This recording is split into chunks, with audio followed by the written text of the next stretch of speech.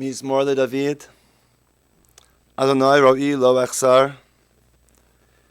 B'nei tesha yarbitzeni. Amei menuchot yinahaleni. Nafshi yeshovev yancheni v'maglei tzedek laman shemo. Gam ke'elech b'geitz al-mavet lo ira ra ki ata imadi. Shiftecha mishantecha hema yinachamuni. Taroch lefanai sholcha neged sorirai. Dishanta v'shemen roshi kosi revaya. Achto v'chesed yudefuni kol yemei chayai. V'shabti b'veit Adonai la'orech yamim. A Psalm of David. The Lord is my shepherd, I shall not want. He maketh me to lie down in green pastures. He leads me beside the still waters. He restores my soul. He guides me in straight paths for his name's sake. Yea, though I walk through the valley of the shadow of death, I will fear no evil, for thou art with me. Thy rod and thy staff, they comfort me. Thou preparest a table before me in the presence of mine enemies. Thou hast anointed my head with oil, my cup runneth over. Surely goodness and mercy shall follow me all the days of my life, and I shall dwell in the house of the Lord forever. Adonai natan v'Adonai lakach, Yishem Adonai mevarach. The Lord has given, the Lord has taken away. Blessed be the name of the Lord. We gather together today to express our love, to show honor, and to say goodbye to our dear beloved Leonard Greenwald, who was taken from us this week. Our hearts are heavy with grief. A veil of tears covers our eyes as we contemplate the loss of a loving brother, father, grandfather, great-grandfather.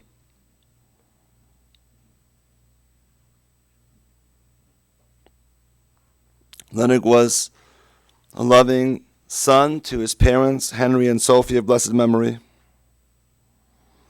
A loving father to you, Jason and Deneen, Aaron and Kelly, Stephanie and Eric. A loving grandfather to you, Haley and James, Nicholas, Josh, Savannah, Abigail, and Veronica. And a loving great-grandfather to little Elijah. Leonard was born here in Cleveland, June 6, 1941. Stuart, you and Leonard grew up together first in Cleveland Heights and then in South Euclid. Leonard graduated from Brush High School and went on to Ohio State and then to Marshall, the School of Law, now part of Case Western Reserve University. And he worked for his entire career in civil law, specializing in creditors' rights, working for companies like Ford Motor Credit, who was a major client. He loved his work and he was proud of it and very devoted to it. He worked as long as he could, retiring only 6 or 7 years ago when he became blind from macular degeneration. And even when that blindness was first setting in, he arranged to be driven to work so that he could continue. He was a successful attorney, and he also loved his family very deeply. Stuart, you were 4 years older than Leonard, so you were never at the same stage of school together, in the same classes, or with the same circle of friends. But you became closer in later years, as Stuart came to all the family gatherings, especially on the holidays. Marilyn, you shared memories of being together with Leonard in your home for Rosh Hashanah and Thanksgiving, for Passover, birthdays, and more. You always included him. When your boys were little, and Leonard would come over, Marilyn, you shared how he would pick them up, swing them high up towards the ceiling, and how much they loved that. And Stephanie, that brought to mind for you another memory of your father when you were a little girl. How your dad would do something similar, swinging you up into the air and then down again, 1, 2, 3, and then swooping you into your bed at your bedtime. And you did that same game with your Veronica. And Jason, you shared a memory that Stephanie was too young at the time to recall. How when she would cry, your dad would lift her up and bounce her, singing Bouncy, Bouncy Baby to her. And you shared that you did that same with your children. Beautiful. How these games and customs pass from generation to generation, a touching expression of love. Jason, Aaron, and Kelly, your parents were divorced when you were young. You saw your father once a week, often sharing pizza and watching television. But you were very important to him. He loved you and was proud of you and maintained a relationship with you throughout all your adult years. He believed in each one of you, and he was always supportive of anything that you'd ever tried to do. Jason, you shared that he especially loved when you went to law school. Being a lawyer himself, he took a special pride in that. He encouraged you in your studies and your career choice. He even let you do part-time legal research for him.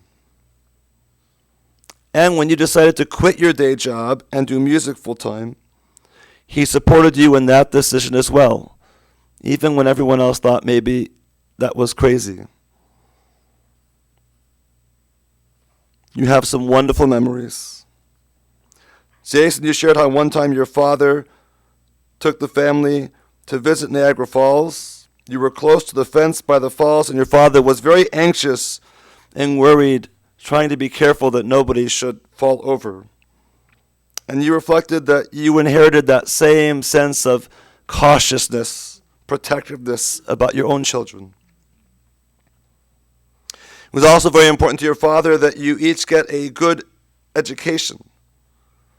And Jason, you shared that once when you were a senior in high school, your father stopped you in the hall and asked, "Where are you going to college?" And you replied, "I don't want to go to college." To which your dad said, "Good. Which one?"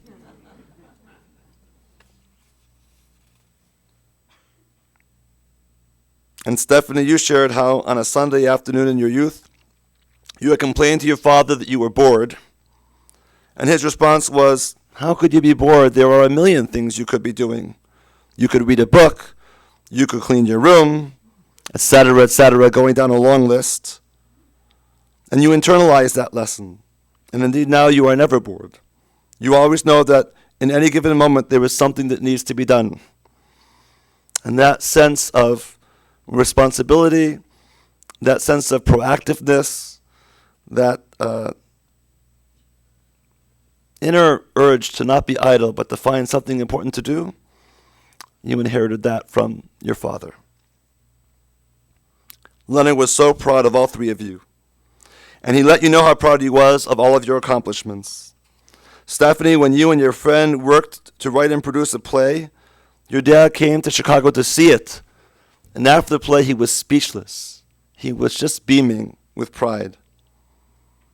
Aaron, your father was so very proud of how successful you have been in business. And Jason, he was so proud of what an amazing and talented musician you have become. He loved to listen to you play. Aaron, your dad also loved visiting you in Las Vegas, spending those very special times with you. And Leonard was also a very loving and proud grandfather and great-grandfather. And Leonard also enjoyed a very special close relationship that we must mention with Art Diamond, who was his longest friend since childhood and a fraternity brother. Art stood by Leonard through thick and thin over many years. Leonard was the king of bad jokes. They were always silly and ridiculous. Other people did not always get them, but you, his children, always laughed at them. They went from corny standards like, "Are you comfortable? Well, I make a living," to his own creations, like the time that you were all at a family simcha and people were passing around pictures of their kids at the table. Your dad took out his driver's license and passed it around with all the pictures. Some laughed, some kind of scratched their head as the license came around amidst the pictures of people's grandchildren. They didn't know what to make of it. But Jason, you must have really loved it, because at least once you told me you've repeated that same gag. Your father was a very big sports fan. He loved the Buckeyes. Stephanie, when you were at Ohio State, he would love to come visit you, and he loved to use your tickets to go to the games.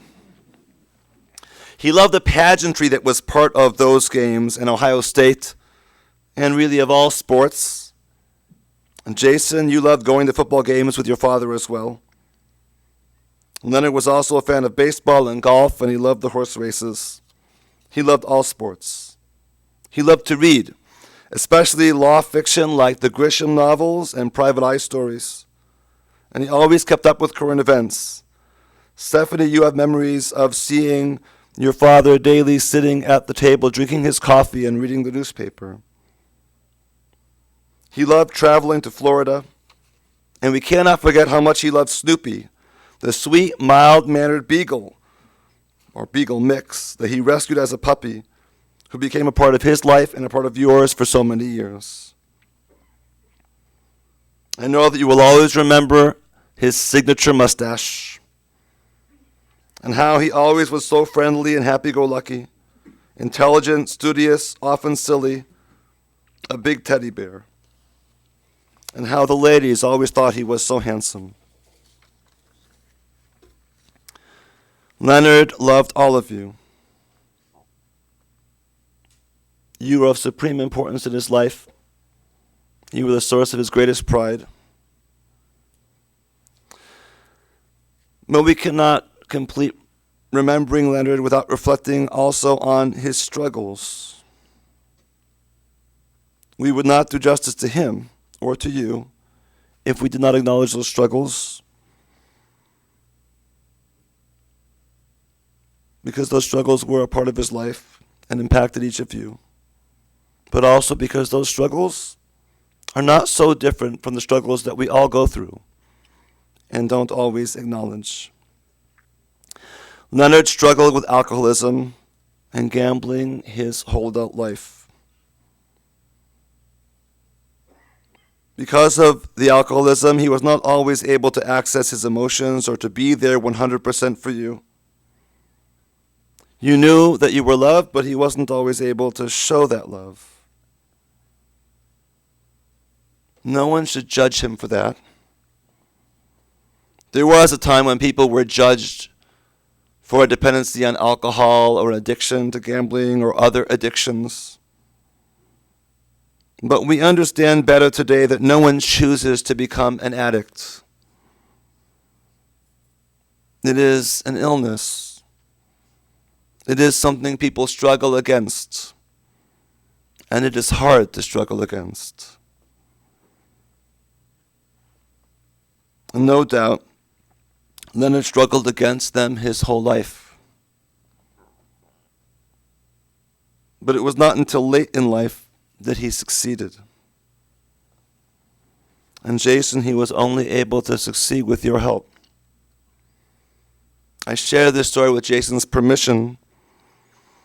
When he told me the story, I asked if I could share it because I believe it is so important that we remove the stigma that is improperly placed on addictions, that we give people back their honor and dignity, and we understand that we have to stand by and be there for those who struggle, to support them, to seek to help them overcome. And Jason, I thank you for allowing me to share the story. You shared that you too inherited the alcoholism gene, that you fought against it, and that you got sober.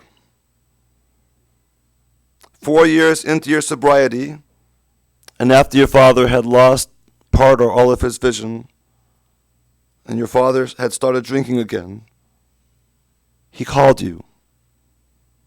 And he said to you, Jason, I don't want to do this anymore. He knew that you had been successful in overcoming your alcoholism.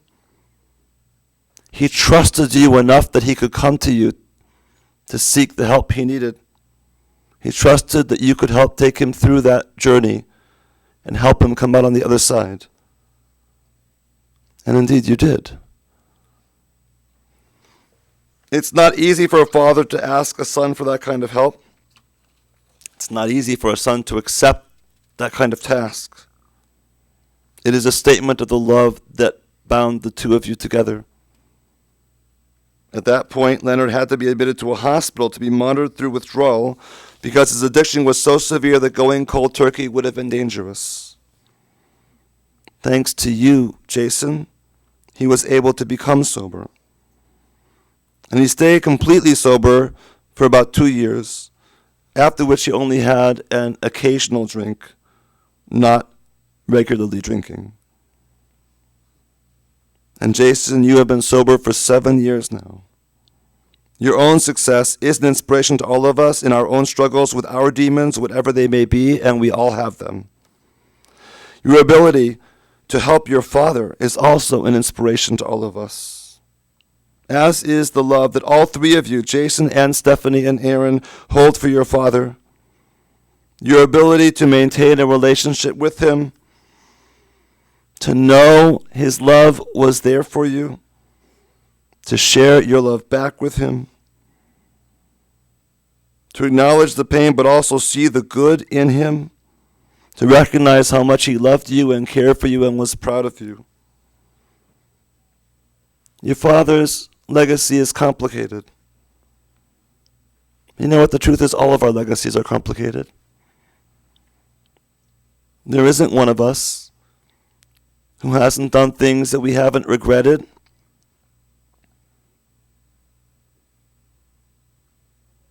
Done things that affect others that we love.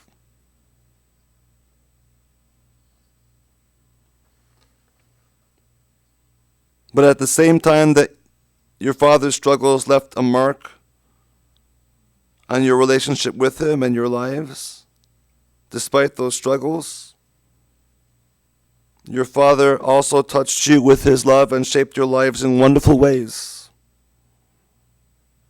You were nurtured by his pride and love and by his encouragement and support in chasing your dreams.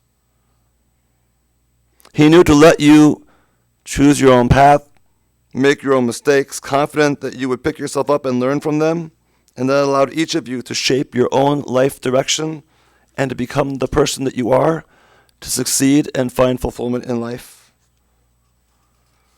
You inherited from him, as I said earlier, that sense of protectiveness of your own families, and you inherited his unique sense of humor. He taught you by example how to be a gentle parent. He taught you how to use your smarts to succeed in life. And I know that you will always carry his love with you in your hearts, and that from his place in heaven he will always feel your love.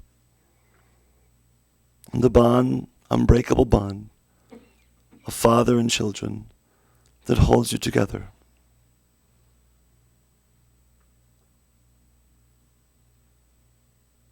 Yesterday was the 17th of the Hebrew month of Tammuz. It is the beginning of the 3 weeks that lead up to Tisha B'Av and the destruction of the temple. On the 17th of Tammuz, the Romans breached the walls of Jerusalem. On the 9th of Av, they destroyed our holy temple. These 3 weeks are a period of time when, as a people, we sink deeper and deeper into darkness and sorrow and tragedy, remembering the most difficult days of our past. But from Tisha B'Av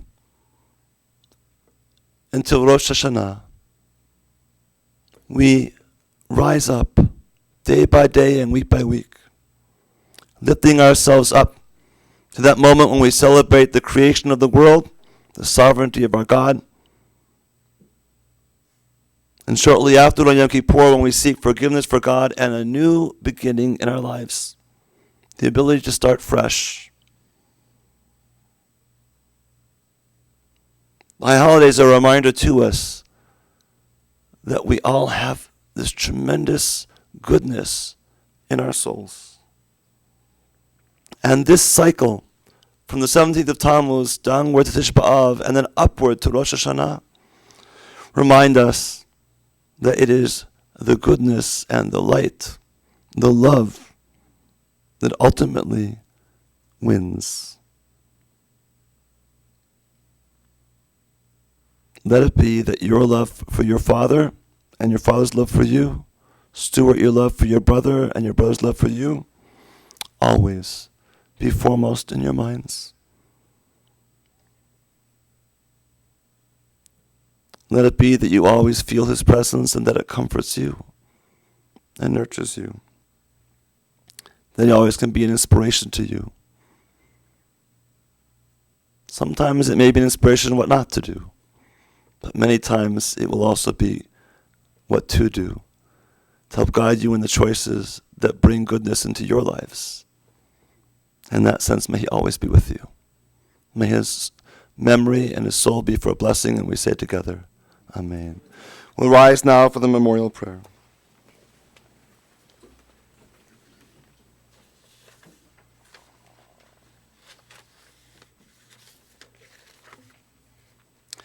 El Malei Rachamim Shochem Bamromim Hametzei Menucha Nechona Takal Kanfei Ashchina B'malok Kodashim Utorim Kzoakim Asimim Et Nishmat Leibush Ben Chaim Fishlu Spritzalea Shalach Lolamo Megan Enten Muchato Ana Bal Harachamim Yasti Rebetakaval Leolamim Yitzror B'tzuachim Nishmato Adonai Hu Nachalato Yano B'Shalom Mishkavo Nenoma Amen. A merciful God who dwells on high and is full of compassion, we pray that you grant perfect rest beneath the shelter of your divine presence among the holy and pure, who shine as the brightness of the firmament, to our dear beloved Leonard, who has gone to his eternal home. May his soul be bound up in the bond of eternal life. May the Lord be his portion. May he rest in peace. May his memory ever inspire us to noble and consecrated living. And we say together, Amen. Interment will take place at the B'nai Yeshurun Glenville Cemetery, after which the family will return to the home of Stuart and Marilyn Greenwald, 1994 Aldersgate Drive in Lyndhurst. And the family will be receiving immediately upon return from the cemetery until 8 p.m. this evening, with a brief service upon returning and again at 7 p.m. Contributions are suggested to a charity of your choice.